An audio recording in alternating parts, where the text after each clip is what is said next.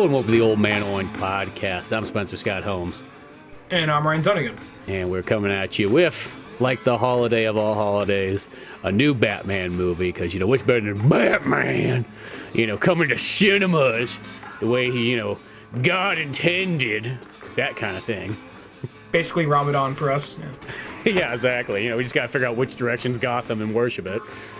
But, Well, it's like east. I'm gonna assume east. Just assume east, Because I mean, that's good. If you're in California, it's definitely not gonna be west, I guess. We're like, oh no, actually, this whole time Gotham's taking place in Hawaii.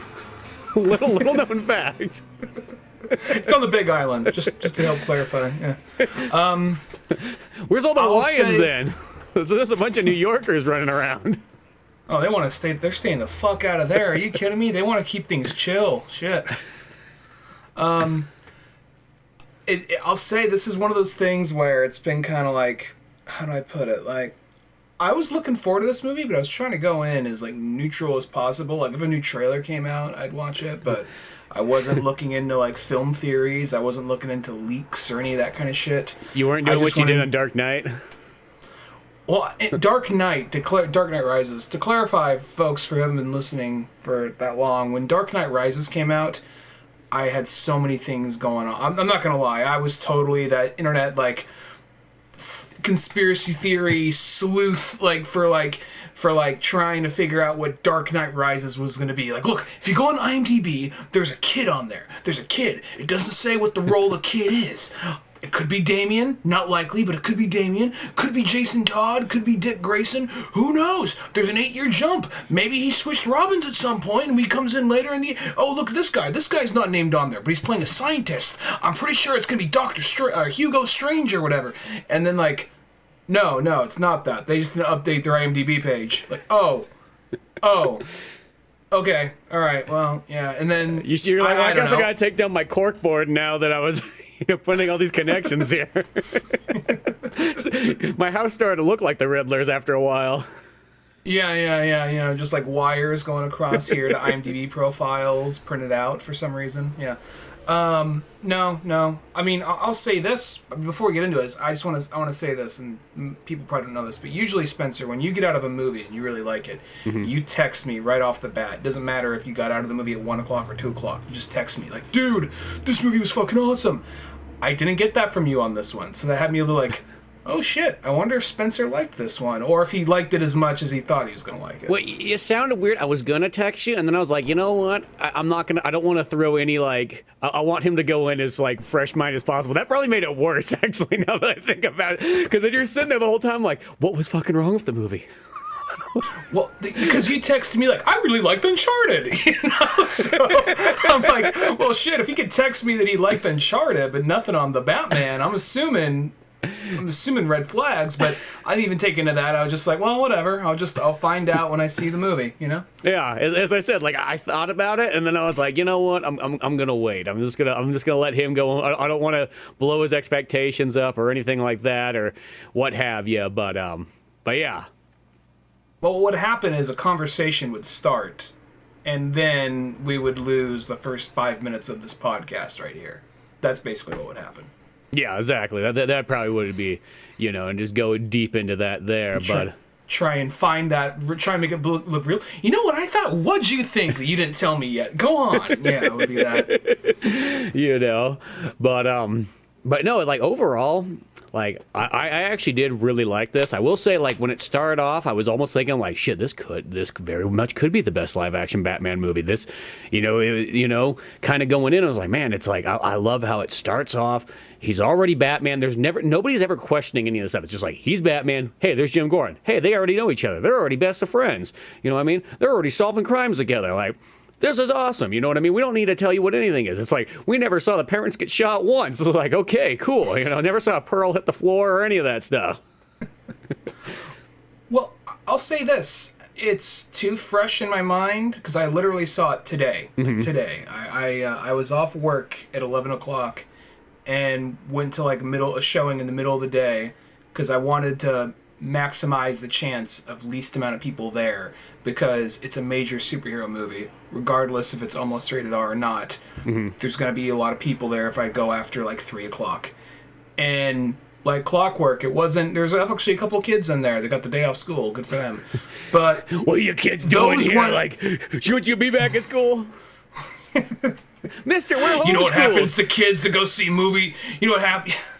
Look at the man on screen. You know what happens to kids who go see movies? Give me your Don't cigarettes. cut down the Give me back your alley. cigarettes. I know you kids are smoking too. Like, well, I mean, just one guy's parents got shot in the alley. We're seeing this at like 1 o'clock in the afternoon. Well, you never know. You know, it's a rough part of Windsor. You know. Yeah. But of course, like clockwork, there's some crusty old fuck who thinks he's watching it on TBS. Yep. In his fucking living room. Like, oh, so they're going for this whole noir thing. And the guy, granted, wasn't talking the whole time. Just be a few spurt moments in this 3-hour movie. But it would be like, when there's nothing happening, it's quiet, and you're just meant to take it in and be like, oh my god, this is happening. Let's just breathe it in. This is an artistic moment. Oh, it's gonna be the Joker! Oh my fucking god! Here. Sure, we should probably put spoilers ahead of this. Yeah, really quickly. We're gonna chat about this movie like you just went and saw it with us, and it's like the post movie talk review. So yeah, spoilers to the extreme. You know, not saying we're doing it to give spoilers, but it's supposed to be sharing the fun. If you went and just saw Batman in the last 2 days, you know, we've had about 48 hours of Batman, but you know, I will say that when I got to the theater, because I saw it last night. Literally, okay, all the trailers have played, all this kind of stuff. I'm in my own little section that I always like, that mostly nobody else ever gets into, kind of close to the front, but not so close that you're like kind of away, but it gives me a barrier.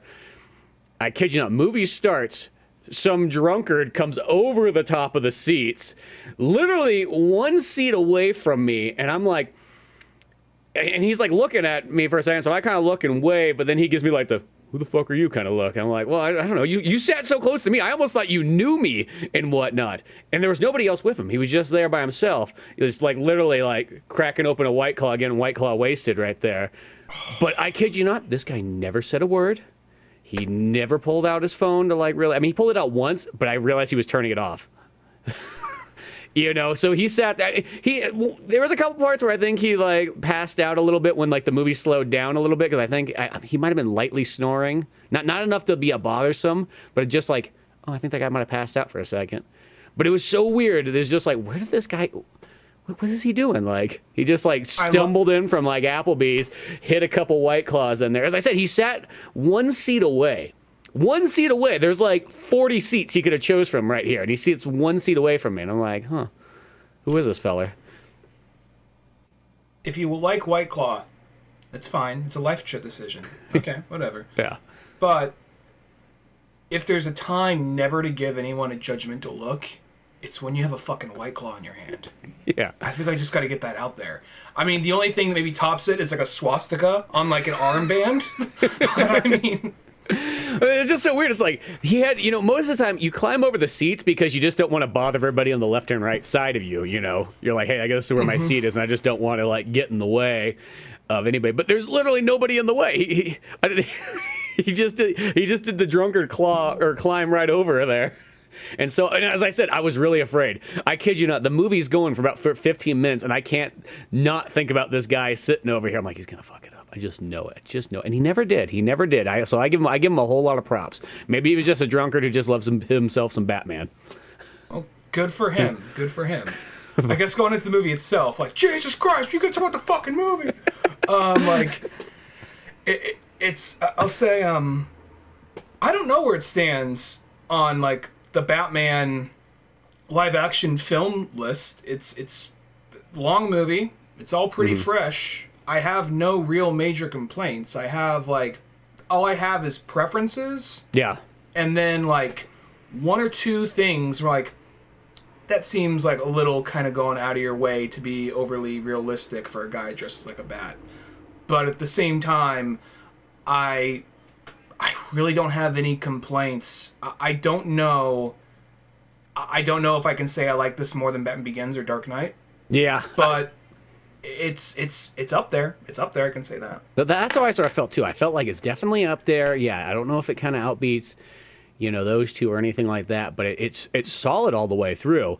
And as I said, like, I just love the fact that, like, everything in it is treated like, hey, he's Batman. We're not really questioning this. You know what I mean? Jim Gordon's his buddy. I do love how the cops, like, every once in a while the cops are like, hey, Jim, he can't be here. Come on. I mean, like, he doesn't have access. He's just touching all the evidence. And it's just like, there's like literally like 50 cops, and then they're like, yeah, but what are you going to fucking do? Oh, but, come on. Jim, it starts off like this. It starts off, he comes in, touches the evidence. Next thing you know, he's hanging out in the break room, eating my Go-Gurts, okay? Those are my Go-Gurts. Yeah, he's like, I put them in the freezer because I want something nice and chill after I get back from a long, hard day. And then he's in there, and he's not paying for it. I know he's got money. Look at that suit. But I just love it's like there's a couple scenes, even like towards the end, it's like every once in a while someone's like, hey, you can't do. Oh, okay, you're doing it. Okay, just. Well, this goes years back, but when I don't remember if he came on our show or if we were on your guys' show, Comics Central. Indie Comics Club. Indie Comics Club, yeah. Indie Comics Club.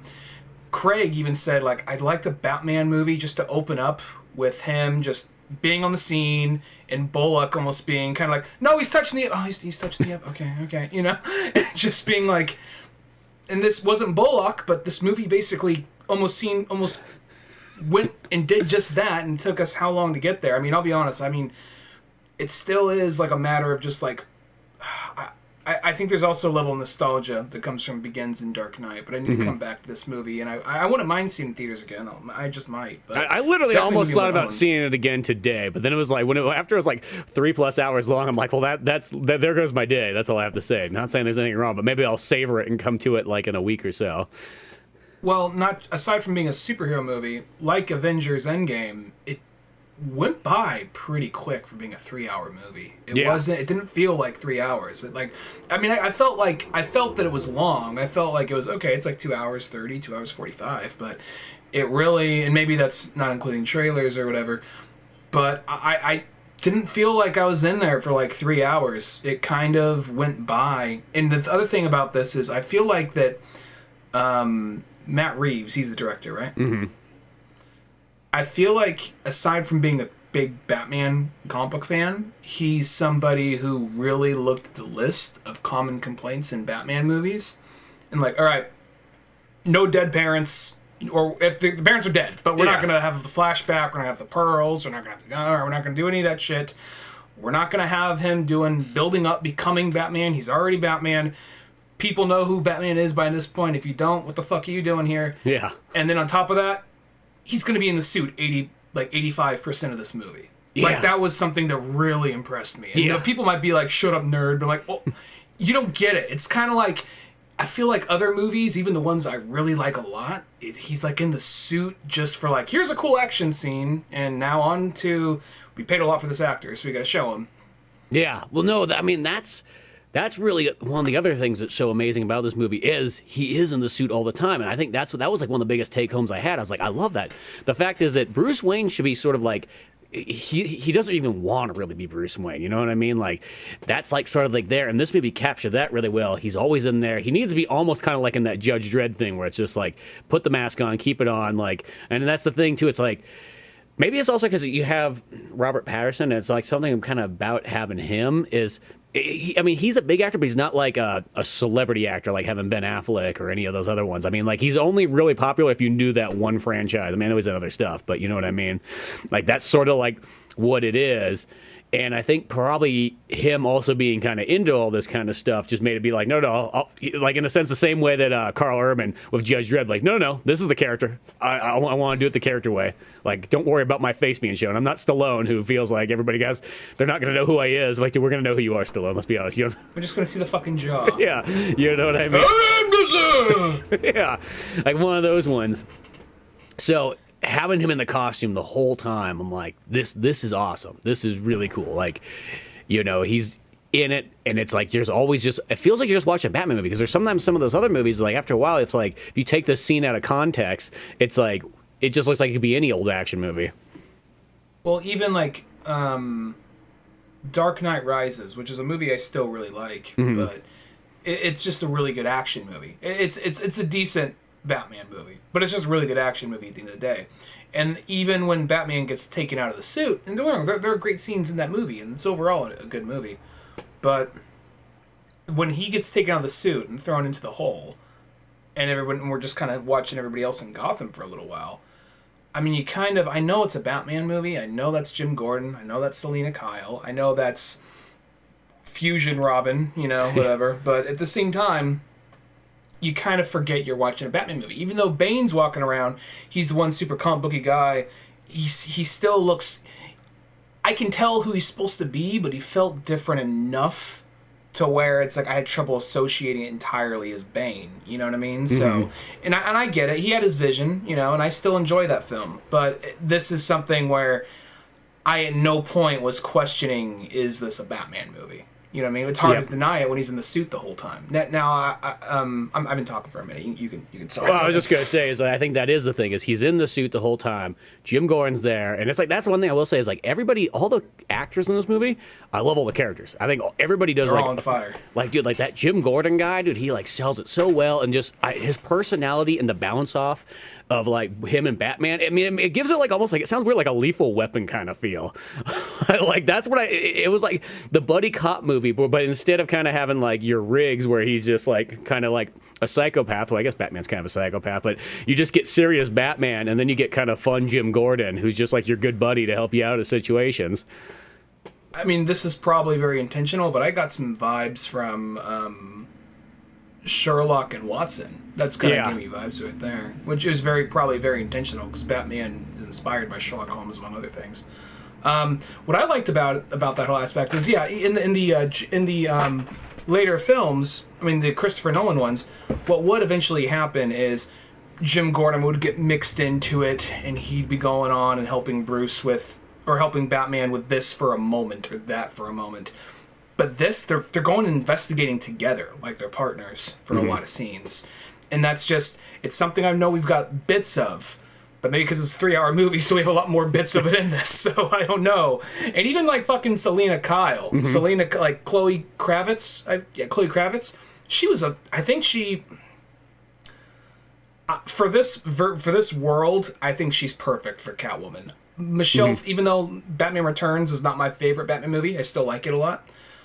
But Michelle Pfeiffer just kind of has that very Catwoman-y type thing, but I think this is a very good version of Catwoman at the same time, Yeah, I think this movie one is definitely the most dialed-in version. I think it's kind of funny though, because she has a couple outfits. It's like that's like practically the outfit of like the Catwoman movie that everybody hates of Halle Berry, which I think is kind of ironic. But I feel like it's sort of like, you know what? There's something to be said there, and we're gonna take that and we're gonna actually show you what it'd be like if it was really good. Like that's sort of what it felt like. Well, it was also something to the effect of, because, she's at the club and all, she's a waitress at the club, and there's this thing where I was watching it, and I kind of realized, like, I know that Matt Reeves reads comics, I heard him in interviews and this and that, and heard him make some references, and looking at the, when she confronts Carmine Falcone, and we'll go more in order later, maybe, but when she confronts Carmine Falcone, she is wearing when she loses the wig, I was like, holy shit, she is wearing the exact same outfit she and Bruce Wayne fought when they first met in year 1. Oh, yeah, they got that one on there, too. She's kind of wearing that weird halter top thing with a little bit of split down the middle, kind of, with a little bit of midriff, and then it had, like, the, basically just that same outfit that they fight in the streets when Holly Robinson stabs Bruce. And for a second, I was like, I know what they're going to do. That's going to be Holly Robinson. It's just some random Russian lady. Okay, never mind. Yeah. Not Holly Robinson. But even if they did kill off Holly Robinson, it's just like, these movies aren't going to go on so long to where she becomes Catwoman like in the comics. That's not going to happen. Eventually, Selina's like, get the fuck out of the way. That's my hat, Yeah. Well, I mean, and that's the thing, is like, movie-wise, it doesn't bother me that, like, certain people, if they do kind of kill somebody off, because let's be honest, like, generally a movie, like, length is only about 3 to 5 movies, maximum, probably. Very, very few other things kind of go on. We kind of always will get some form of a retailing reboot or what have you. So if it works for the story, just like go for it. I get that, but sometimes I feel like they do it just to fuck with your expectations and just to like how X-Men 3. Well, X-Men 3, yeah, too many to name off there, but if we have the in memoriam of, there's just too many. Just like, it's like a Star Wars prologue, you know. But Batman v Superman, you kill off Jimmy Olsen, no big just deal at the very beginning. Yeah, whatever. And then there's also what would have been Zack Snyder's Justice League 2 went out, and he said that like they were going to bump into Riddler, but Riddler is almost being more passing. He discovered like the anti-life equation, and while examining it and trying to figure it and uncrack it, he went crazier himself and just has writings everywhere. Is all disheveled, living in a cabin, like it doesn't make sense anymore, and he just kills himself. Like, oh, well, there's the Riddler, you know. So, by the way, he also does it off screen too. It's a passing comment. Gotta keep that PG-13 rating. Yeah, you know. So yeah, there's always those kind of things like that. But no, I think Catwoman, like this girl does a really good job. The only thing I thought was kind of weird though is I felt like she could have at some point had a better mask. Like the thing is all her suit looked really good and she had everything there, but then it kind of reminded me of that one like, oh shit, Bill, did you bring the mask over? No, I didn't bring the mask over. Damn it, fucking Bill, you forgot the mask. Like, it's the one part she needs for a costume.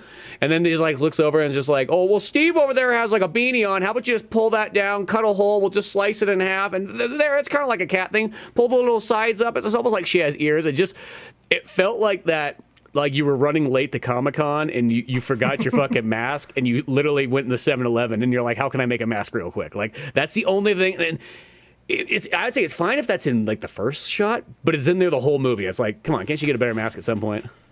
It was kind of like, because the rest of the outfit looked so much like professional Catwoman, Catwoman the way you expect her, and she still has this mask she got from the dollar store. So that like I understand maybe if that was there for like a scene or two, or if she got like or if the rest of the costume looked a little more like put together and kind of ragged. Mm-hmm. But the fact is, the rest of it looked the way you think Catwoman looks, and then that one was just kind of, it just stood out. But no, I get you.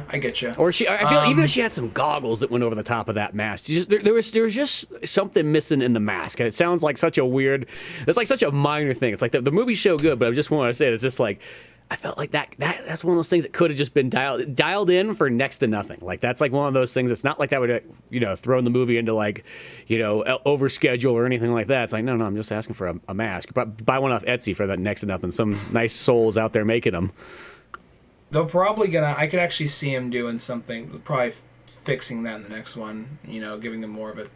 Because it is, well, even though it's not the origin story to Batman, it is somewhat of an origin story for Riddler, Catwoman, and Penguin to a certain extent. Fucking Colin Farrell. Colin Farrell's Penguin. That's pretty intense. God. When I heard, like, because they've been saying like every other show has been having like, we're gonna have the HBO tie-in, we're gonna have the Disney Max TV show tie-in, like Colin Farrell's Penguin show. Like, maybe I'll check it out. Probably more than likely. But then hearing he's actually gonna be in it, it's not gonna be like a prequel series or he's young or whatever. He's actually going to be in it as Penguin. I'm like, I'd watch that Penguin. I'd watch that Penguin like fuck some crime up, fuck some cops up or whatever. I'd definitely watch that. Mm-hmm. So I guess let's just get some of the negative out of the way real quick since you're on the mask thing. Since you brought the mask up, well, like on this chart right here. I was writing this all after my drive home. You can turn to page 45, section 3. No, I sent you all a copy, for the home viewers. No, not much. It's just a matter of preference. But the two things that I felt were kind of awkward, just because I know they're trying to go grounded, but given other things happening in the movie, it just didn't seem like. Because at some point when Batman's doing his Batman shit, he's walking through the city, he's just kind of dressed like a regular guy, and then he sees crimes, he's like, okay, time to do some Batman shit. And then he goes into like a public restroom and changes. That's only implied like 2 times, but at the same time, it's kind of like, I don't think you really need that. I think he could already be out there prowling around as Batman. I understand the concept of like, this isn't a Batman who can easily just jump from... He's new to it, so he can't jump from roof to roof as easy. He still... Even the grappling hook has its limits. I just felt, though, it felt kind of like... I don't know. It just felt... I know it's meant to be low-tech and more grounded, even though he has those, like, the contact lenses with the cameras. Yeah. But... Which, that was very Batman. That was really awesome. But, like, that just seemed a little kind of... For how much... For, like... You say you want to make it realistic. They do a pretty good job of finding that balance between comic books and realism. But at the same time, that was just a little too much. Like, he's already in the fucking costume. What, is he really carrying all that shit in a fucking backpack? You know what I mean? Or is it partially under the hoodie or whatever? And then there's, like, one more thing, which is... Like when he's escaping the cops, which is in generally a pretty badass scene. But then he puts on the flying squirrel suit basically, and then flies in that way. I'm like, you could have just used the fucking cape.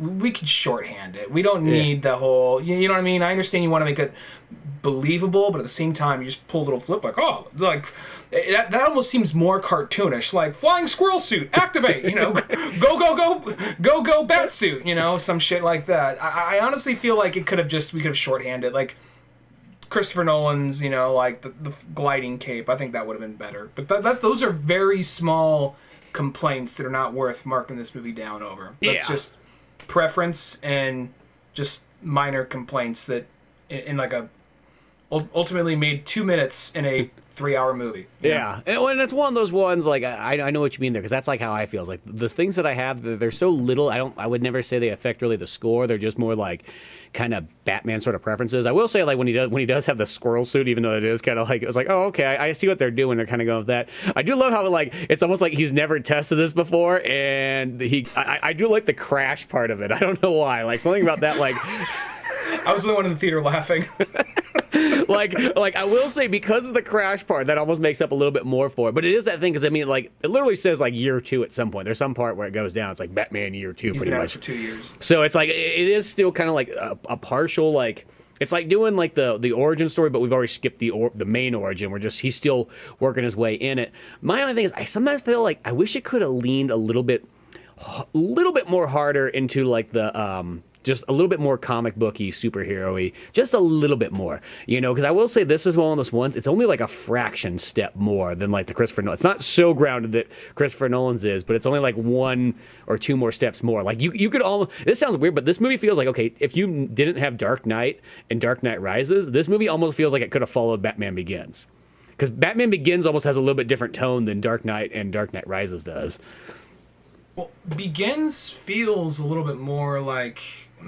we had this conversation off mic, like I think last week, but Begins has a little bit of this sense of kind of like Iron Man. I mean, they're both 2 very different movies, but at the same time, Begins has like this level of like grandiose. He's going out in the mountains, and there's like an ancient monastery, and he's learning how to fight from League of Assassins. And is Ra's al Ghul an immortal? Maybe, he might be. And then we also have, like, the ghetto is basically, like, looks like the slums of Rio de Janeiro, you know, looks all kind of just... There are just certain things in that movie that stand out, and it feels kind of like, you know, a superhero movie. A little bit more of a toned-down superhero movie from what we had at the time. But now, like, I guess compared to other ones, that feels so much more, like, over the top compared to other realistic superhero movies we've got by this point. Yeah. So then you get to Dark Knight, and Dark Knight just kind of doubled down on more of the realism than it did the more fantastical side of it. Mm-hmm. Like, I honestly feel like Iron Man and Dark Knight, if they both came out, because, you know, I mean, not Dark Knight, Batman Begins and Iron Man, because Iron Man's eventually fighting a big purple man with a shiny glove, you know? Yeah. So I feel like Batman Begins feels like it could lead to that, but instead it just doubles down on the realism, which is not a problem. Yeah. But when I first heard that, like, Matt Reeves wanted to do, like, oh, it's going to be a lot more grounded, I'm like, we already saw that. Yeah. But then seeing the movie, I'm like, well, he made it different enough. It doesn't feel exactly like, it doesn't feel like so much like Begins. It does feel like a very different movie. Yeah, well, that's the thing is it does. I mean, it's still that. As I said, I'd like to see it go that one more extra step at least or so, just where it's just because it's close in this one, but I just feel just a little bit more over the top, just a little bit more kind of like just own into like the superhero-ness and so on. Because the thing is Batman's kind of treated fine, and I know that's kind of it, but sometimes it's just one of those ones. And Catwoman's not like she's ever doing like any of the weird things like, oh, by the way, it's a cat suit. Yeah, and I don't really even mind that kind of stuff. Like, I mean, I know some people get kind of scared that's going to go too Adam Westy or anything like that, but like that, it's more like one of those ones. Like, just have her even just be kind of like, it would have been interesting if she was already sort of kind of more like.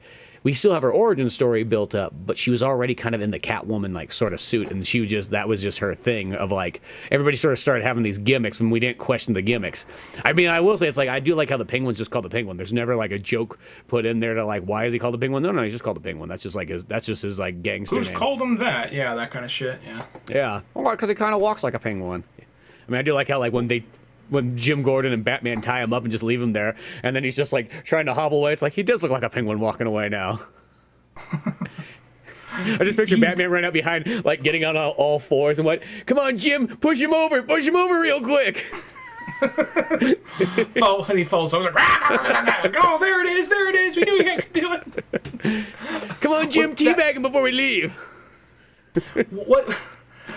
Despite me complaining about stupid fucking old people yammering away and all the quiet moments of the movie, I will say it is kind of interesting in the aspect of like knowing there's people who've never read the comics and they know Batman is 66. Mm-hmm. So second, like Riddler comes in, he's no longer riddle me this, Batman. He comes in, he's just like the Zodiac killer, and it's just like, whoa, what?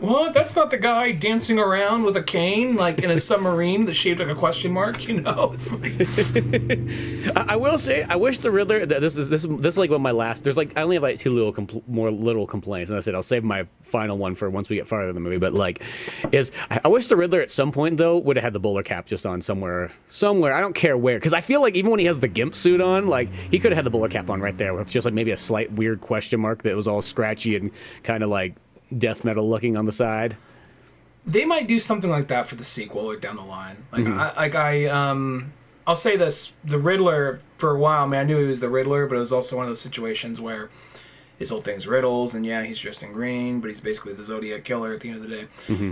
When they finally actually catch him, and Batman has the interrogation with him, and they also look at the old videos of him, I'm like, oh no, this is more the fucking Riddler, because he's not doing the he's not doing the amplified voice thing, which I figured at some point he would turn into a pants pissing coward, which he does to an extent, and shows how mentally fucked he is and how he is way more fragile, and it's not as much about like uncovering all the flaws of everything as much as it is proving how smart he is, which is very much a Riddler thing.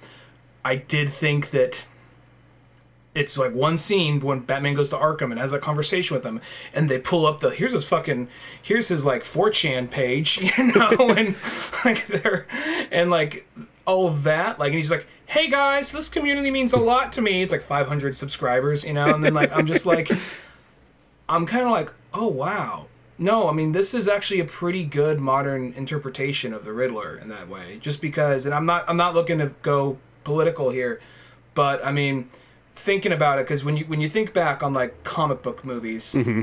or even anything comic book, at some point like you got these guys who are just ripped and jacked, and like, you know, like, now I need you to put on this like goofy looking costume with a bunch of question marks on it. Can you do that for me? Or I need you guys to do some bunch of face paint. Can you do that for me? And be like, what? Fucking no! Beat the fuck out of this guy. What the fuck am I working for him? You know. And now it's like, and you know, you go with it because it's a comic, and just don't question it. Yeah. Suspension of disbelief. But in this, and you know, and once again, I'm not trying to get I'm not trying to get political here, but you see the shit people believe in, like QAnon and all that, mm-hmm. like, oh, you could so easily fucking, no, this makes sense of how you could probably recruit a bunch of fucking people on conspiracy theories and all this kind of shit, and make them think like this is the end times. This is total. Getting a team of henchmen and minions, this day and age, is probably easier than you'd think. You Yeah. know? So it made sense for this movie, you know? Yeah, I will say that is sort of like this is my last little kind of complaint. I know I feel like we just kind of fell into that section, but at the very end, since we came on the Riddler thing, is pretty much the final battle that kind of goes on is that Batman pretty much just goes out and beats a bunch of nerds at like the Gotham Madison Square Garden place.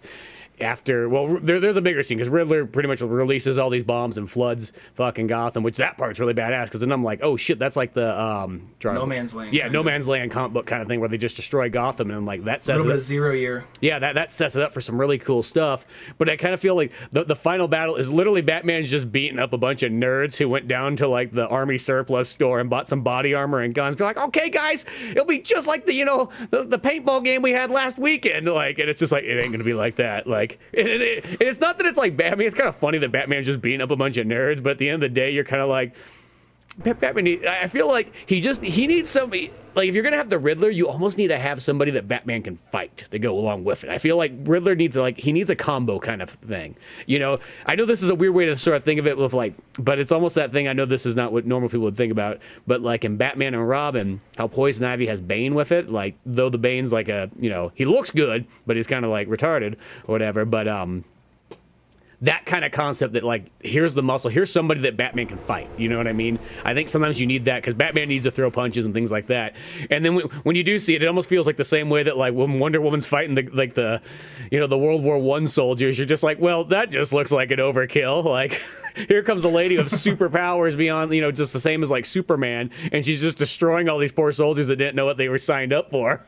And it sort of felt like at the end there, it's like, yeah, they're evil nerds, but I do kind of like that where Batman's beating them up. But it is one of those ones I just felt like he just needed that one person, like somebody. I was waiting for some kind Solomon Grundy type. Yeah, like I was waiting for like one of those things to happen. I guess the only thing in this movie is everything's kind of like it's all like the characters that we sort of already kind of know. They don't pull any random cards out on you that's like, oh shit, like they brought that character in there. I think it definitely has like, here's all characters that anybody who's seen Batman movies in the last 30 years, you at least kind of know what these characters are that are coming into it. And I do wish there was I was waiting for just Riddler to pull out something else, like right there at the very end, that would have gone along with it and would have gave Batman a really cool ending showdown instead of just a bunch of nerds with fucking like their dad's gun. That actually didn't bother me because I guess at that point in time I was thinking like, knowing the world this movie set up, and it did get a little bit more over the top as it went on, aside from them just being a bunch of like conspiracy theorists from the internet. With the exception of one of them, we never saw their faces, so I wasn't sure if I was looking at like, I'll show them all, or like, just some like ex-military guy, for a split second. And they might still do this. I don't think they will, but I guess possibility they might. For a split second, I thought this was going to tie into the Joker, because when he's at the funeral and there's the one guy like, they got what they deserved, because that was the whole like Bradley Lee's about to jerk off right there in the fucking funeral. That right there, like, because that, like, I was like, and Bruce was staring at him. The guy looks at him like, do I know you? And I was thinking for a minute, like, is that the guy that killed his parents in Joker?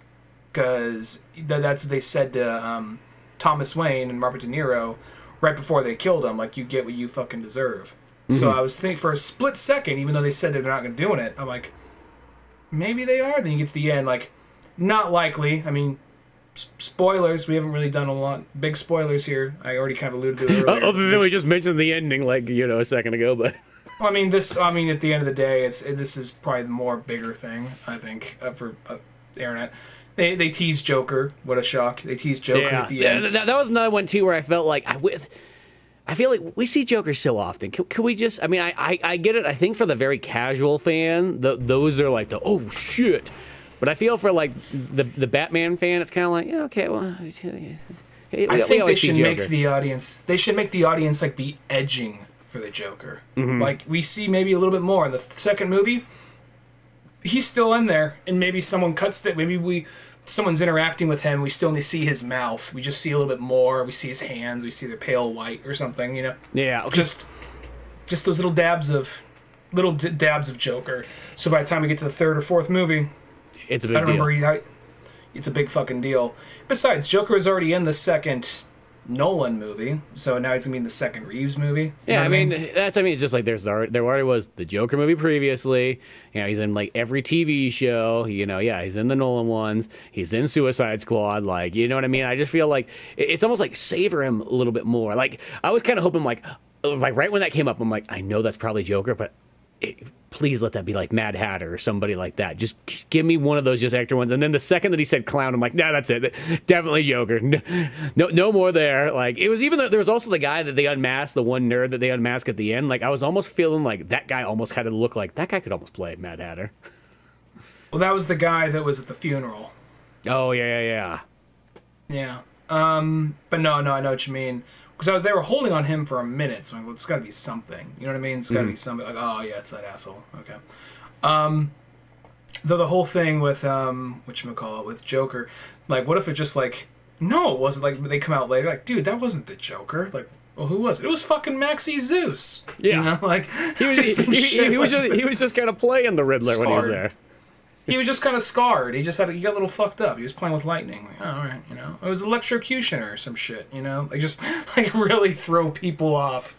I honestly still I think the best concept. I mean, it wasn't really executed. I mean, it was a fun game still. It's a fun story, but I still think one of the best concepts for a Batman story is just like Black Mask or someone like him puts a hit out on Batman, and it's like 5 or 6 real oddball villains. Mm-hmm. I honestly think that's perfect kind of setup for a Batman movie. Yeah, well, it's almost like you give it like that, because that's almost like it gives it, and even though it kind of has that gangster feel, it really gives it more like a martial arts kind of feel, like thing. Like, he almost has to like go through, almost like Game of Death style. Even if it's just that, he has to battle these different people, and they each kind of have their own world. I mean, that's kind of almost how Arkham Asylum 1 sort of kind of has, in a sense, too. And I feel like that's it. But yeah, that's the only thing is like some of these things here, I feel like we're at this point where it's just weird, because this Batman movie, I feel like, and I get it, they're kind of playing it safe, because I feel like what DC's doing is, at Warner Brothers, everybody's looking at each other like, okay, this is literally going to be the year of DC, like, because they keep showing like that big fat trailer whenever you're at the movie theaters, where it's like Black Adam, the Batman, the Flash, Aquaman 2, like, be here or be square, like, it's just that kind of thing where I feel like they're trying to hit it so hard, and I bet you everybody's looking at each other like, don't fuck up, whatever you do, just don't fuck up. And in that standard, that probably means don't get too experimental. Yeah, well, I mean, this one was definitely experimental, but in all the right ways. Mm-hmm. I mean, I'll say, what's the example I was going to make with this? Because this movie, you could tell that Matt Reeves and whoever else worked on the script, sorry, I forgot the name of the other co-writer, you can tell that they read comics and they like Batman, just because of, like, okay, there's the obvious ones, like Year One, Long Halloween, took obvious inspirations. Batman Earth 1 took some inspirations from this. No Man's Land. A little bit of No Man's Land. And I even felt like they dabbled in Zero Year by Greg Capullo and Scott Snyder, just because, not so much in all the heavy themes, but more on the aspect of making Riddler the villain, making it, and it's a little like No Man's Land and Zero Year kind of go hand in hand with the whole Gotham being destroyed kind of thing, but at the same time, I feel like those two, I think it kind of, he read Zero Year and he's like, I can kind of pull from this a little bit. And then there's even a line at the end of the last line of Zero Year is I forgot her name, but it's the art school lady who goes to Alfred, like, so could I possibly get a date with him or something? He's like, I'm sorry, ma'am, but he's spoken for. And it shows him swinging over the city. Exactly. And then they have the line like when Catwoman says, like, come with me, and he's about to say, I know, you're spoken for. And they look over the city like, oh my, he read Zero Year, holy shit, And then, like, I gotta say this really quick, because you said they were on that scene where they're on they're like on a porch, like overlooking the city, and then all of a sudden, these are the things I thought about in that scene, like more than anything else, is when she goes to leave, there's a motorcycle there, and like, aren't they like, floors up? Like, why is there a motorcycle like on the porch out there and whatnot? And then also, like, the fact that Batman snuck up there. and she didn't notice it and so on. And then it cuts. It's like, oh yeah, by the way, I got a motorcycle here too. It's the new Elon Musk Tesla one. So that's why you didn't hear the bat cycle sneak up on you. But it was just one of those ones. Like, I was just thinking the whole time. I'm like, when she takes off, it's like it doesn't show a scene of her getting. I'm like, how did she get down? What are they doing? They're like way up there. Where are they at? Are there stairs they go down? What's going on here? I don't remember that well enough. Maybe that's also when that old fuck was talking. Probably it is. As I said, it was one of those ones. Yeah. It was just a bizarre one because it was just like one of those ones that's just like, how'd they get those motorcycles up there? That doesn't even look like that big of a porch. No, that's actually a good point. I don't even remember that visually exactly where they were at, but I'll keep an eye out for that next time I watch this. And then there's the whole part where another thing covers it. We granted they talk about it in Long Halloween and Dark Victory, but we covered it last week. Fucking the Catwoman book. The Catwoman When in Rome comes into play in this. Yes. Fucking John Turturro. I don't give a shit what people say about him being in Transformers. Fucking John Turturro is a super actor. Yeah. And I've always known he's been a good actor. But this movie right here, like, oh shit, I'm just so glad, like, Carmine, we're kind of working to that point. Not that Carmine Falcone was ever, like, the deepest character or anything. But we're getting to that point where, he's more or less a plot device to get from point A to point B to being, like, a fully fleshed out character who could now almost kind of partially lead a Batman movie. Yeah, that's what I mean. Like, so yeah, it's like that's the nice thing about this movie, though, is you do actually get quite a bit of characters in it and so on to kind of intrigue all these different stories, and the fact that it goes with that plot line from like When in Rome and whatnot, that it has the oh yeah, by the way, that's my dad, who just like left me on the street and then somehow rehired me back at the club because he felt bad like 15 years later, so he got me a job. Well, it kind of. It does fucking play with your emotions when it comes to Carmine Falcone, because he's kind of a piece of shit. But at the same time, he kind of has this real heart-to-heart with Bruce Wayne where he's fucking honest with him about it. And then, like, well, I mean, he's probably going to have to lock him up at some point, but you can see he has some compassion. And then you hear him fucking strangle the one girl, like, so calmly over the phone, and then once he realizes, for a second I thought he knew Selena was his daughter. When he finds out it's not his daughter, yeah, and he's like still like, I didn't want to do this, and he's like still willing just to kill his daughter right there with the fucking pool cue. I was like, holy shit. And it's kind of funny because there's kids in the theater going like, I'm not gonna go see no Batman movie. I hope it's like Batman Brave the Bat. He's like, I'm gonna kill my own fucking daughter. Well, that's the thing about this movie I thought was interesting, though, is this movie is literally a rated R movie in all themes and everything, just pulled back enough to be a PG-13 movie. But it's not put together like it's a PG-13 movie. It's literally put together like a rated R film. It just pulls away from anything that would kind of like leave it too much into a rated R. It's like the hardest PG-13 you can almost get in a sense. Even to the degree of like, I forgot his name. He's in Garden State. He was the wheelchair guy in the Green Lantern movie, Hector Hammond. Oh yeah. I forgot his name, but he's like the DA. Like, hey man, so shit's going kind of crazy, but you want to do some drugs from Looper with us? Come on, we just gotta do the Looper drugs. Want to drop one? Like, oh no, I'm good. Like, okay. Well, shit. Hope things go good. Then all of a sudden he just like gets fucking beat in the back of the fucking head, and you hear like Riddle like, stop struggling, and just like that the only reason I feel like that part got fuzzy, you can only kind of make out shapes. It's like we can't show a masked man beating this guy in the back of the head with a carpenter tool, and then like, and he's wearing a gimp costume, strapping this thing to his neck. I think that's the reason. Like, that's the things like, okay, blur it out here because that's gonna give us an R rating. We could just imply it, even though it's totally obvious what the fuck's going on. Yeah. Well, that's the thing is like, if you think about just like the context of the movie. So what's this movie about? Like, it's one of those ones. Well, there's gonna be like heavy drug usage in it, in a sense. Characters around. There's a lot of murder. There's literally like a guy trying to kill his daughter. You know what I mean? There's, the entire city's just getting flooded in death like this, but it's not like it's treated like in a superhero-y kind of way. It's treated like, oh shit, people are just dying left and right, I mean, like, there's the obvious things people making comparisons to, like Seven and like French Connection and all that kind of stuff. Just the idea that like this movie is more, because I felt like people always said like Batman never had like the never really did any detective stuff in the movie. He's like, well, he did, was in more of just like, here's 1 or 2 scenes of it. Where this is like, no, this whole movie's a case. Yep. And it's keeps your interest. It kept my interest the whole time. Yeah. And it's like, the more I'm talking about, the more I'm liking it. At the same time, I'm still not sure if it beats Dark Knight and Begins, but at the same time, it's like, God, just even the small things they do to build up. And yeah, this is more of a fucking fan than a movie, than like a movie critique or anything. But just like, okay, when you go in like Arkham City, mm-hmm.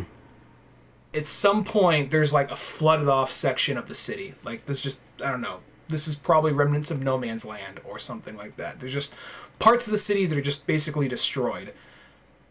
By the end of this movie, that's fucking there. Yep. And I feel like that's got to be in some way a reference to No Man's Land or Arkham City. Selena's talking about going to Bloodhaven. You know, there's all these things that no movie before really mentioned. And not saying just because they make a reference, therefore it's good. But I mean, it at least shows they fucking care and paid attention, you know? Yeah, no, well, the name drops that they have are all like the ones where it's like, okay, cool, somebody knows what's going on. It's not just like they're going to put other things in there and whatnot. Or even just, I will say, like, even the fact that, like, I've never seen a live action movie kind of, I don't think so, mention that Martha Wayne is all connected to the Arkham Asylum and so on like that. So that comes from, I almost want to say, what's his name's book? Grant Morrison's one. I don't know. They probably came from other stuff before that too, but I know, like, in that one, it mentions a lot of that. In Earth Arkham One as well, I think. Yeah, and Arkham Asylum and all that kind of stuff. The book, not the game, but the you know, so it has all that in there. Where even like the Riddler's kind of, you know, because the whole point is the Riddler's going like, you know what? There's a lot of people here that have been screwing up, you know, Gotham and so on. I'm just going to kind of take them out myself, you know, and whatnot. And as it kind of goes on, you know, Batman's like, well, good thing, you know, like, you know, me and my family have always been the golden childs of the town, so it's okay.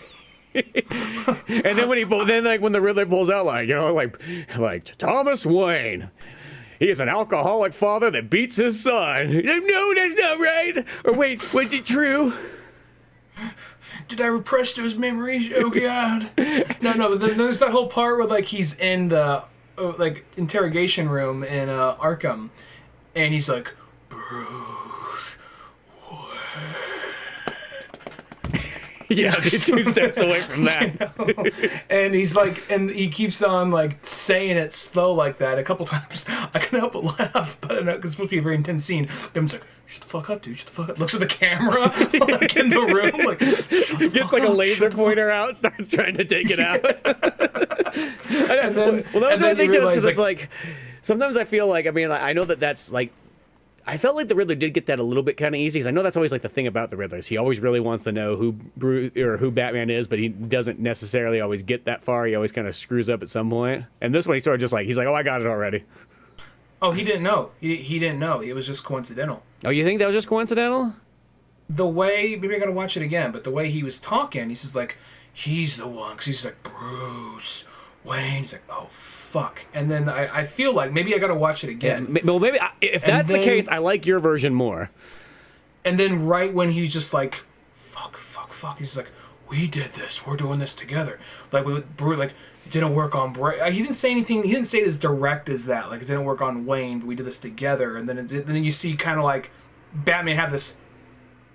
Oh fuck! He doesn't. He still doesn't know. Okay, and that's where he suddenly flips the table. He's like, he doesn't have that thing over me. He says like, you're a deranged lunatic. You're gonna die alone. This and that. And he goes like, no. Hot water burn baby, like walking back and forth, you know. So okay, well, if that's the case, because when I was watching that scene, I felt like, oh, what, he knows already, like, and I thought he was just like dicking with him, and that's why Batman was kind of freaking out. But maybe that seems better. I like the idea that if that's the case, I feel like we both got to go watch it now and go dial it in. I hope I'm right, because I'm gonna feel like such a fucking idiot if he just like, there's just something just like Bruce. Why? He just holds up a picture of Bruce Wayne, points at him, points back at the picture, points at him. He's like, oh, I didn't notice that the first time. Points at his wiener. We're like, well, what was that supposed to mean? Holding the picture, bringing it down, just like, oh, like, all right, well. Oh, he's going to go over the corner. Oh, he's doing the tuck now. Oh, jeez. Hey, we get a guard over here to beat him up a little bit. Come on, we're in Arkham. No, I mean, I know there's that camera there, but I'm pretty sure that camera's not capturing anything. I kind of laser pointed it earlier.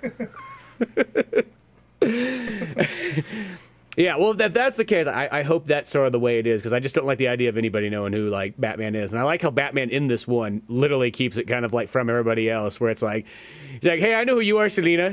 He's like, hey, can I know who you are? No. Like, I'm not going to tell you yet. Yeah, I guess that's true, because nobody in the movie really does know who he is, and that never really comes out entirely. So, Yeah. Except for Alfred, which we haven't talked about the Alfred in this one yet. No, and this is very much like Alfred from like Batman Earth 1. He doesn't fire a gun at any point, but you can tell he did. He has scars on his face, and I'm not gonna lie. So I don't know what it is people are talking about. I'll say this: I listened to one or two reviews before going to see this movie, and I heard generally reviews were positive, and they're saying, "Yeah, I really liked it." Now, there's this thing in the third act that happens, and like, I know what you're talking about. Yeah, like, yeah, I didn't like that, but it was enough to kill the movie for me. I know why they did it, but I didn't like that, and I just kept on waiting for that thing to pop up, and I was like, shit, what the fuck's going on? And then I saw the bomb with Alfred. I was like, no, not Alfred, no, you know, and then all of a sudden, like, oh, okay, Alfred's fine. So I'm thinking it had to be teasing the Joker, maybe is what they were talking about, but, yeah. Well, it's what there's a part where, like, because I do like that scene though, where like once Batman realizes that, like, in that next riddle or whatever, that like, oh, fucking Bruce Wayne's next, and he's like, oh shit, and he's like, wait a second, if Bruce Wayne's next and I'm here, who's there answering? Alfred, don't be opening my mail, you snoop. Because then Alfred's just like, do, you know, like singing away, like solving the riddle, opening Bruce Wayne's mail. And then it's just like, you know, but I like how that scene kind of goes, and Batman's trying to call, he's like literally calling the old like 1920s phone that's ringing in the house. You know, and then it's like he finally gets a hold of the old lady, and she's like, oh yeah, you know, something went down, it was an hour ago, yeah, you're really late on this. But I do like how that kind of was. Don't you know if you pick... Go ahead, sorry. Well, I just like how it was that thing where it builds up, and it's like, oh, he can't get there in time, and no, he'll never be able to get there in time because it already happened. Yeah, no, that was... Yeah, it was just like, well, only picked up your fucking phone, Bruce, just saying, you know. I thought it was interesting how they kind of went, and it doesn't... This iteration doesn't bother me. I thought it was interesting, rather than being a Batman who is totally, like, honed in on what he does and has down the Batman persona and the Bruce Wayne persona. They're almost kind of like more one and the same. I heard some people complaining about that, but in this I kind of get it, because he hasn't learned to channel his anger yet. And by the end, there's the whole thing like, no, it can't be about vengeance. It has to be about bettering everything else around you. Because my motivations for doing this is the same motivations as Riddler and this fucking asshole who I just smashed his fucking face in. Same exact motivations. It's got to be something more than that. So I appreciate that. And I think as these movies goes on, he is going to become more focused and less kind of like green to it all, which I don't mind a green Batman every so often, you know. But I do like there's those details of where like he's fighting dudes and he could fuck these guys up, but at the same time he's still getting hit and punched. He's still getting mad, like, fuck, you know, every time he gets hit. Yeah, or shot. Even, Batman gets shot a lot in this one too, which is, I just like how he just takes the bullets and keeps coming. Because I think that's the thing, is to all the villains, like, the villains need to believe that Batman actually does have superpowers, in a sense. In a sense, I feel the only people that kind of know that Batman doesn't have superpowers, in a sense, is generally the reader and Batman's like friends like Superman and so on. You know what I mean? I feel for the most part, I'd even say that even the most of like even Batman's own villains think that he probably has some form of superpowers, just because he just appears that way. I think that's the thing, is he has to have kind of appear that way, and I feel this movie very much captures that, where like people literally go, shit, you literally can't take this guy out. He's coming at you like a juggernaut in a sense, and just keeps coming even if you shoot him with a shotgun in the chest. Well, there's even that part when he first reveals himself, the first Batman fight scene in the movie, and when he's going against all those guys who I assume are like members of the Joker gang. And he's going that, or they just got back from an Insane Clown Posse concert. You know? I'm pretty sure that's what it was. They're on like the the subway home and everything like the that. Juggalos. I'm surprised in the '90s there wasn't like some type of tie-in with that, with like the Joker. Got to sell some variant copies. Come on, let's get this going. Well, I just kind of like that whole part because there's the one guy who just has way too much confidence. Yeah. For being a dude walks out of the shadow in black armor. That dude had way too much confidence. Who the hell are you supposed to be? I'm like, oh yeah, you know. And he just like smacks that guy up, breaks his arm, just bashes. The same we've all seen in the trailer 1,000 times. Mm-hmm. And Batman just looks up, is like, smells like bitches on the menu. Yeah, exactly.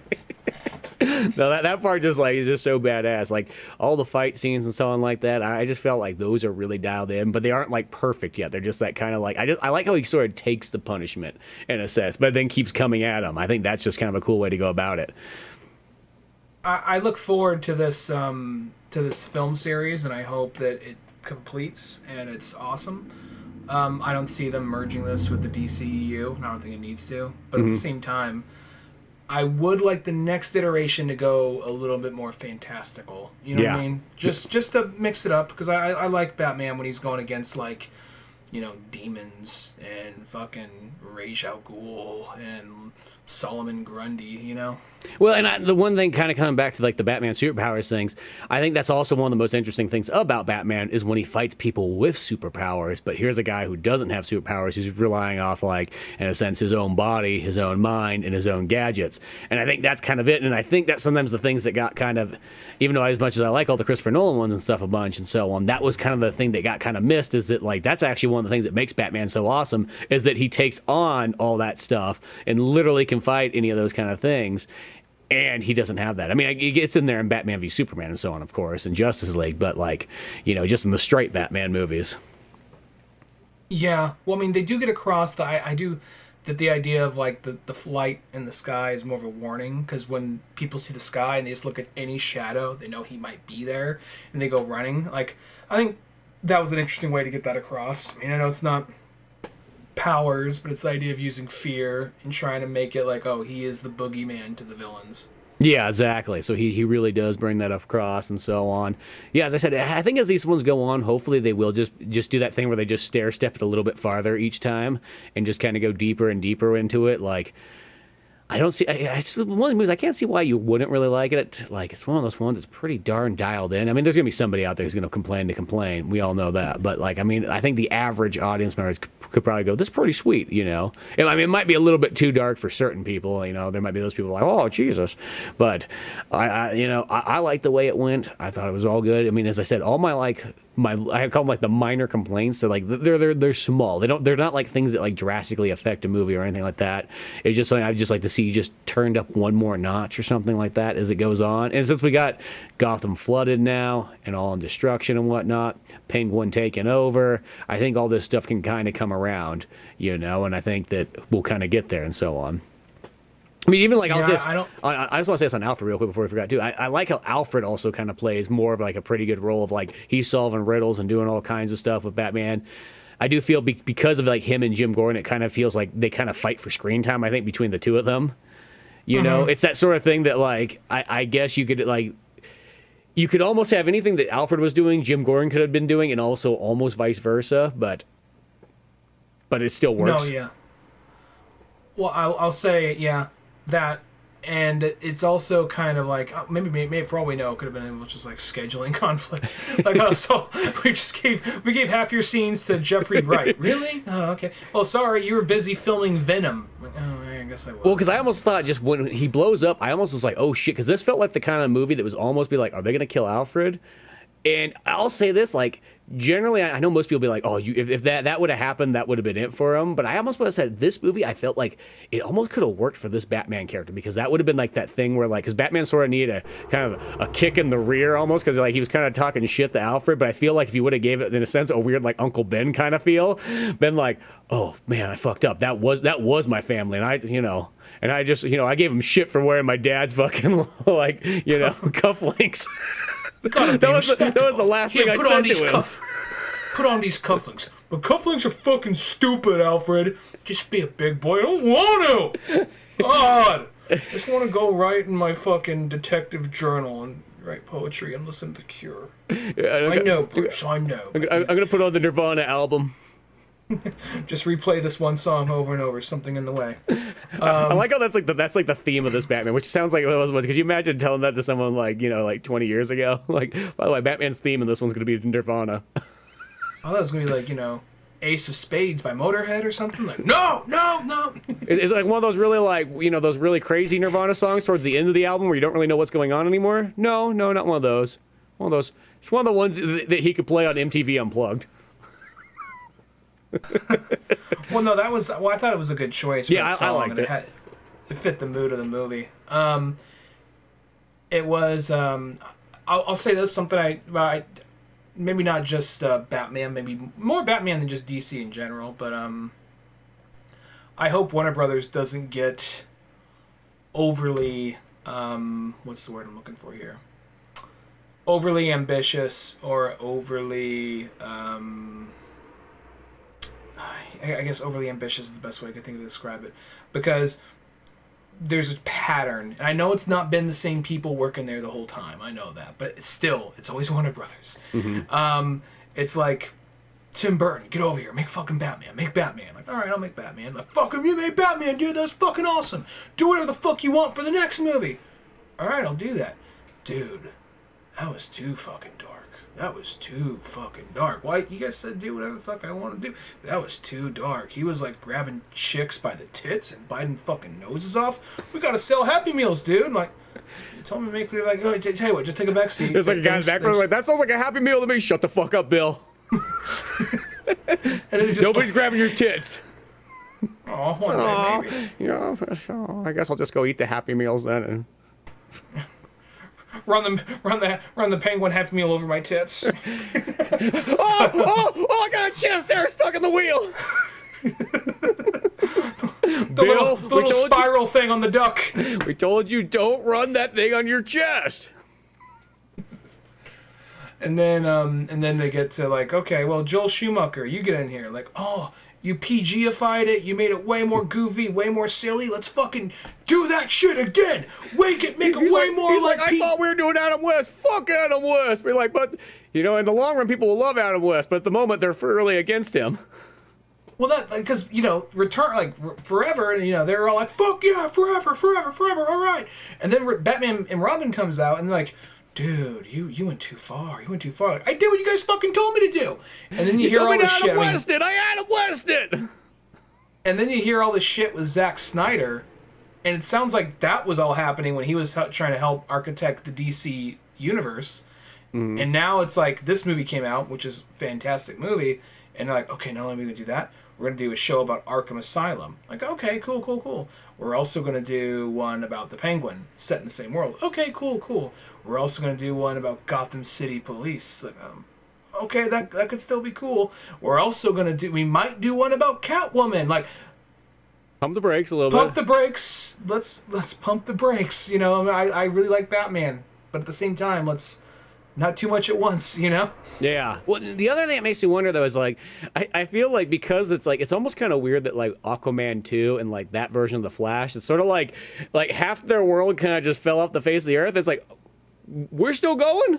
Oh, okay, but we don't have a Superman or a Batman anymore, I guess, in ours. Well, okay. I mean, maybe Henry will come back. No, I'm not coming back.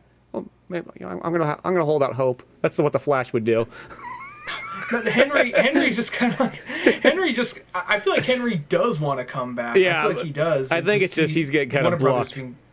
Warner Brothers just being stupid and fucking petty about it. Well, that's the thing, is I feel like that ended up blocking those kind of characters and so on. But it's almost that weird thing that's like, it just feels like now there's like almost like multiple like variations kind of going, because you have sort of like that, I guess you would say almost the regular DCU live action section, which would be the Aquaman, the Wonder Woman, the Justice League, Suicide Squad, I guess all falls into that same section. And then it's just like, and now we got the Batman one here. As I said, I hope they just keep the Batman one kind of on its own, like, and then still, I'm fine if they just keep those other ones going, because it's cool to see that they actually still are making an Aquaman one, because that was, I thought, one of the strongest of that kind of section of the DCU movies. So if they can make another one like that and really knock it out of the park, cool. You know what I mean? Did you watch Peacemaker yet, by chance? No, I don't have HBO Max, so. Do you think you're gonna watch Peacemaker? One of these days, you know how it is, though. There's so much streaming services and movies to get that, like, that's always one of those ones where, like, when you start calculating, like, how much you're going to watch and so on. Do you mind if I go to thing at the very end of the show? Because it lightly links into what we're talking about, kind of. I mean, you can go for it. I mean, the end of the show, after they basically save the day, the Justice League comes in, and really? they're all silhouetted. They're all silhouetted. Oh. And, well, they're all silhouetted, and the people that are there, it's Aquaman, The Flash, Wonder Woman, Superman. And apparently Batman was going to be there, but then they just CG'd him out for whatever reason, because they weren't sure what direction they were going with him yet. And then, like, it's also funny, because he's walking by, he says, "You guys are late, you fucking dickheads!" And he walks past Aquaman, he's like, "Go fuck a fish!" You know, and then, like, it pans over, it's actually Jason Momoa, and he's just like, "I'm so fucking sick of that online internet rumor." And then, like, you see the Flash. It's actually Ezra Miller Flash. He says, like, "I thought it was true." And he's like, "Fuck you, Barry." That's actually pretty sweet. I think that's the one thing that, I feel like Warner Bros. Kind of figured this out. It's like the one thing that Disney can't do is have a bunch of fucking, like, F-bombs and go real hardcore R. That's the one thing we can actually work it with and do it. And I think it's kind of nice that they have sort of pretty much let that go. That, you know, I mean, even like, once again, even in The Batman, like, literally in the first, like, 15 minutes, you get a fucking F-bomb right off the bat, like, just letting you know. Which is just one of those ones, like, because I know you can always have an F-bomb in, like, a PG-13 movie, but generally those are saved for those kind of movies that are like, well, it's a PG-13 movie, but let's be honest, only adults are showing up kind of films. They're never like the, hey, by the way, the entire family from age 2 to 92 is going to be here. What about us 98-year-olds? You don't count. Oh. Well, it's also, like, going off of that right there, they're doing a Batgirl movie, which is like, oh, awesome, a Batgirl movie. Mm-hmm. And I guess here's the thing, because the Flash, I don't know, we don't know what the Flash is going to do entirely. We know it's going to do time travel shit. We know it's going to do a little bit of Flashpoint. We know it's going to do, like, jumping universes. And both Ben Affleck and Michael Keaton are going to be in it. But here is the thing that's confusing, and this is what sucks about shit coming out. This isn't me looking into it. It just pops up, and I see it. The Batgirl movie looks like it's taking place in a world where Michael Keaton's Batman. So that leaves a question. I really hope they just go to Michael Keaton's universe and say, "Hey, Michael Keaton, what's up? This and that. Here's a plot device. Thanks for the cameo. Bye." Or maybe he comes along with them. Whatever. Mm-hmm. But I really hope they don't do some kind of shit where they just erase Ben Affleck or all that other stuff. And if you gotta recast them. But it just seems kind of like, I don't know. It just seems like very, like, it's not that these actors and these directors been fucking up. It's like, you guys just can't fucking keep it straight, you know? And it feels like you're finally getting it down. Yeah. It feels like you're finally getting this story. And I know we're not talking about the Batman. We're talking about DCEU. But still, after the Suicide Squad and after Peacemaker, they kind of helped show that, oh, this is a little bit more defined and it really knows where it's going now. And they'll have faint crossover, but nothing that big coming, not like an Avengers thing every few movies, you know? Mm-hmm. So now it's like, and then just like, you're showing all this shit about, like, it's Michael Keaton Batman, which I love, but at the same time, like, all right, well, what is it? Is it, did we erase Ben Affleck? Does it make so it never happened? Are you going to move forward in these films without a Batman or a Superman? Because that doesn't make any fucking sense if you are. If you want to give other characters a chance to shine, cool, but you don't move forward DC without Batman and Superman. Yeah, exactly. It does seem kind of strange. I don't know. I feel the Flash one definitely is going to be the toss-up movie, because I feel like they're going to try to utilize that as into the Flashverse kind of thing, where, like, they're going to literally find a way to kind of combine and make all those Batmans, like, plausible, and everything else probably as well too, Superman and what have yous, and to give them that excuse that this is how we can keep the same universe going, but we can have different ones and so on like that. You know, which sometimes I just feel like, you know what, we're watching storytelling. Like, I don't know. It's weird. Like, I feel like as the farther we've kind of come in like people being able to handle stories, we've almost gotten into this weird point in like this time period where they think that we have to have everything so combined together and everything has to have a reason and a road and a path that it all leads to. When it's just been like, can't we just tell different stories and we don't question like how it's just the same character, just different variations, and that's just kind of how it is. Like almost in the sense that the way that like I guess you would almost like the best way to say is like old 007 movies where like each one's its own adventure and so on like that, and at some point the actor changes, but like they're kind of there and things kind of do link, but don't think too hard on it, like that kind of feel. And don't take this as me being like I need everything to be connected, but it's more of like can we just stop shuffling and can we just stay on the fucking path, because even in Peacemaker they make jokes about other superheroes. Granted, it's him basically saying misinformation, hear it on Facebook, saying like, did you know Green Arrow, like I thought you could be a hero like Green Arrow. Like, oh no, fuck Green Arrow. Like, what do you mean? Green Arrow goes to BronyCons as the ass end of Twilight Sparkle, and he cuts a fucking 4-inch hole right where his asshole is. All right, fuck Green Arrow. So there's kind of like things like that. They reference like Batmite and Kite Man. So it's like that thing. Like, oh, this shit's all been here. We just haven't seen it. We'll get to it, and that's what I like. Yeah, I like that too. But at the same time, I guess when you keep shuffling and changing it around, and this merges with that, and this merges with that, and it's going over here, and then it's like, oh, well, by the way, Batgirl, it's not going to be a fucking theatrical movie. It's going to be an HBO Max movie. It's like, why? It's fucking Batgirl. And it's like, same thing with Blue Beetle and... Well, let's be honest. Same thing with I like Blue Beetle. Blue Beetle is probably a hard sell theatrically. I feel like you could do Blue Beetle. This day and age, I feel like you could. Well, because nowadays you could do him as like the South American like Iron Man would be the best way to do it. You use that Blue Beetle too, or whatever. That with a little bit of Spider-Man. Yeah. He could be kind of like your Iron Man, your DC basically your Iron Man, Spider-Man, or even your Ant-Man, kind of in a sense too. He's kind of. I feel like definitely. I say that feel, not necessarily like he's like the Atom or anything, but Well, he could also be like he could fit like there are kids that grew up watching like Young Justice and all that, so they know who he is. And then they also want to do a Static Shock movie, which I'm all for. Yeah, that'd be sweet. That's gonna be an HBO Max movie. It's like, why is it a fucking HBO Max movie? Well, I hate to say it, but the downfall is when you make it like that, that really limits it, because not everybody has every streaming platform. I don't know if like a lot of people do, like, why? You guys don't just have like $8 for every single one of these? Like, oh yeah, and $15 for HBO Max and all this stuff? It's like, well, it's not necessarily the price. It's just there's too many of them. Like, who the hell keeps up with all that stuff? You kind of pick whatever one you want the most, or whatever ones you kind of do, and then like that's it. It's just like once you like limit it to like HBO Max, like I hate to say it, but like the only people you're getting is the people that have HBO Max. It's like nobody else is going to see it in a sense. And given all the other stuff that's made, I feel like Static is out a movie by now. Static's out a movie, a theatrical movie. Yeah, exactly. I don't know. It's just one of those ones. Even if people haven't read all the Milestone comics, his show was big in the like late 90s, early 2000s. Yeah, so. Well, that's always a fun show anyways. Like, it also, you know what, actually, I was thinking about, realistically, if you want to kind of combine it, like, the thing it would have been is put it in, like, kind of the Shazam kind of world, because that world, I felt, kind of would work well for Blue Beetle, Static X, all those kind of ones could have fit, like, they tied into, like, the way they sort of set that up. I mean, I know you got Black Adam coming out and so on like that, but the way that movie was, because that one had sort of a different tone of, like, almost, I guess you could have had your movies that were kind of like your standard PG-13 movies. Then you have your hard R's, like your Suicide Squads and whatnot, and even the ones that are kind of borderline, like the Batman and Batman v Superman and Justice League and so on. But I feel like you could have your other ones where they're a little bit more lighthearted and so on, and that's where you fit those other characters in, so that you kind of hit both sections, but they're still all connected.